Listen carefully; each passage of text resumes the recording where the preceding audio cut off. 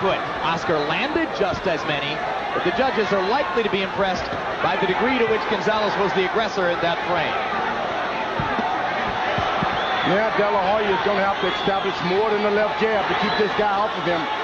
He's going to have to come with some combinations and make him stop. Then he can move.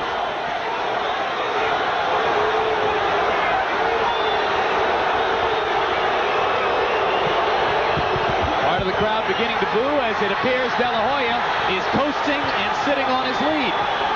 Either that or he's trying to trap Gonzalez, just like that.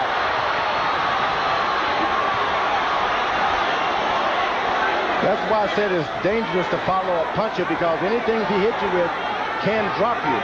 But when you follow him, you better have some punches on him at all times. It's an abundantly clear, George, that Oscar wants to land the big left hook and get that eye back to the dressing room. Gonzalez still working in there. De La Hoya being cautious, looking to land one big shot. All De La Hoya has to do is to pick his left hand up. Pick your left hand up, as Tony should tell him.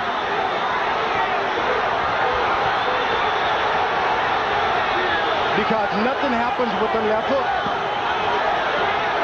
This is going to be another round in which Gonzalez will have a much higher punch output than De La Hoya. And Oscar better hope that that lead on the scorecards is pretty safe, because the momentum of the fight is changing. And De La Hoya is allowing it to change.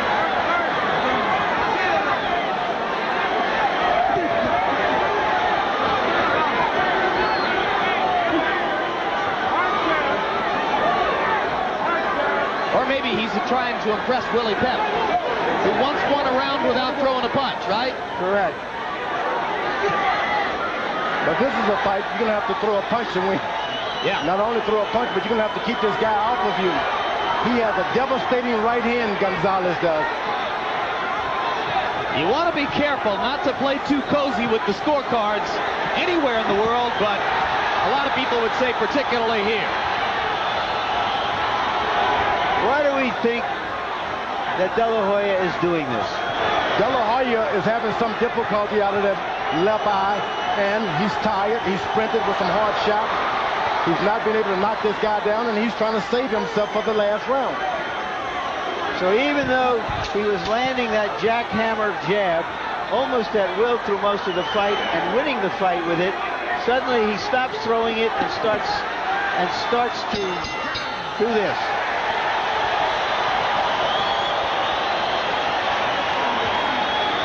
You win that round too, okay? You'll be the new world champion. Just 2 more.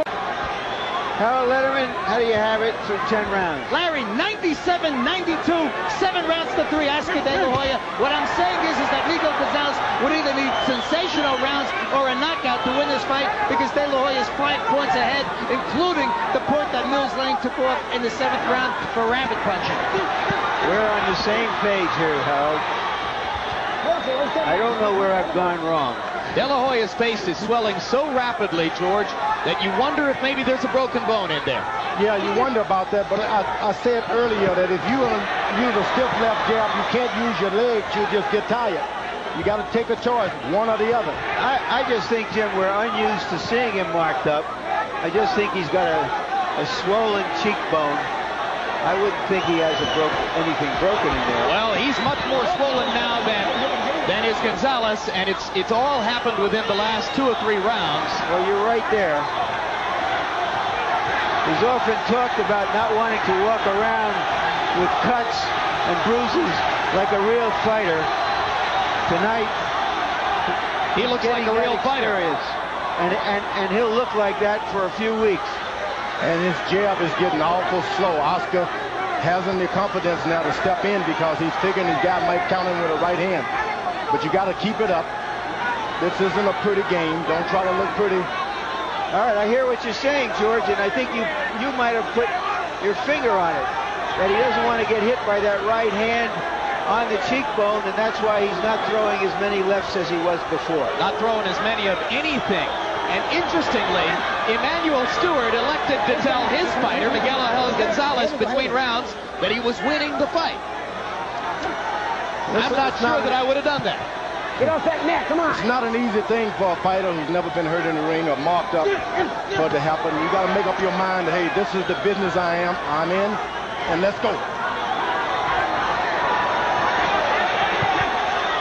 This is going to raise a lot of questions about De La Hoya as he goes into the Whitaker fight in April, if in fact Whitaker can get past Hurtado next week, and if in fact De La Hoya gets the victory here. And I think the adversity is really good for De La Hoya. Now he's gone through it. He knows what it's all about.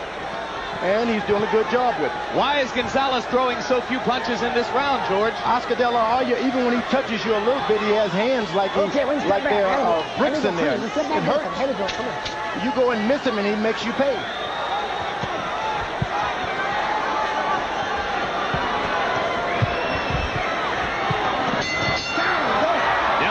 Finishing the round strongly. 3 more minutes to go.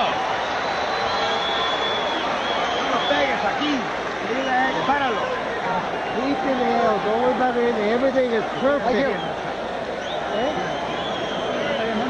The last round, man. The last round, Miguel. Last round. Got to chill all over this time. Come on. Last round. This round would probably win the fight. You understand? Vamos, Asegúralo. Dale una madriza, cuidado. Go ahead and beat him up. Gonzalez told us he would dance to whatever song that De La Hoya sings, meaning he would fight him according to the way De La Hoya fought him. Right now, he's the one that has to sing the song. De La Hoya suddenly aggressive again in the 12th. He's not aggressive. He's actually boxing, and the guy's running right into the punching power. All right.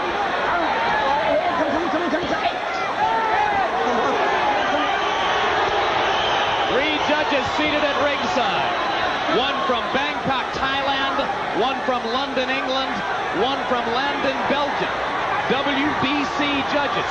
This is the organization which has produced, among many other controversial decisions, the infamous draw between Pernell Whitaker and Julio Cesar Chavez in San Antonio, September 21, 1993. We saw Oscar De La Hoya turn southpaw for a second.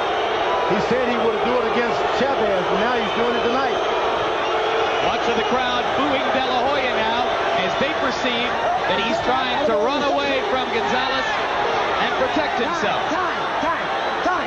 Take another point off. Take a point off. That could damage Gonzalez dramatically. And another left hook by De La Hoya. Well, if Gonzalez had any chance to win the fight on the scorecards, it was just damaged severely by the second point deduction by Mills Lane. And De La Hoya is finding the target again.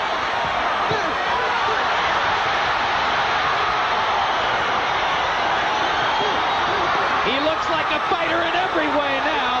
Not just the face, but the fists as well. He knows how to close the show, George. Does he not? He did this against Molina, too. When a lot of the skeptics thought Molina could take him in a decision, he tore him up in the 12th round. He's doing it again to Gonzalez tonight. He's learned every trick in the book, and he's had to use them tonight. No doubt he would not have been able to survive without his tricks. Gonzalez had heart and a good right hand. De La Hoya fighting with what I personally suspect could turn out to be a broken cheekbone. Which, if true, would certainly delay any fight with Whitaker. And showing some grit in the 12th.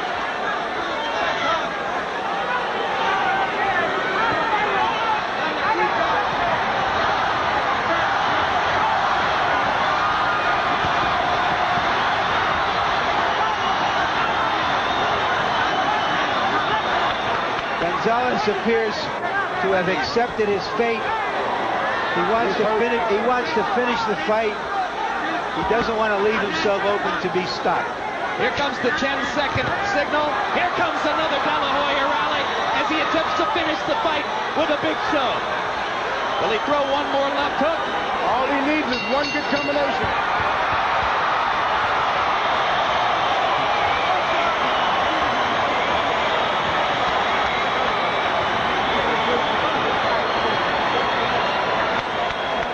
As we said, gentlemen, this was his most formidable opponent. I don't know if he's going to get the credit that he deserves for doing this to a real fighter.